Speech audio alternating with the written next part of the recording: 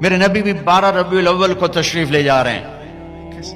29 صفر، مہینہ 30 کا نہیں تھا، 29 کا تھا. آپ کو عصر کے بعد سر میں درد ہوا، جنازے سے واپسی. حضرت عائشہ کے گھر پہنچتے پہنچتے بخار ہوا، اور پھر آپ 12 تاریخ کو اس سارے دورانیے میں بخار سر درد، بخار سر درد، بخار سر درد. نمازیں پڑھا رہے ہیں، تشریف لا رہے ہیں. جانے میں 5 دن باقی ہیں. سارا مجمع غور سے یہ میری بات سنیں. جانے میں 5 دن باقی ہیں. آپ نے فرمایا مجھے 7 کنوؤں کے پانی سے غسل دیا جائے. کنوؤں سے پانی لایا گیا.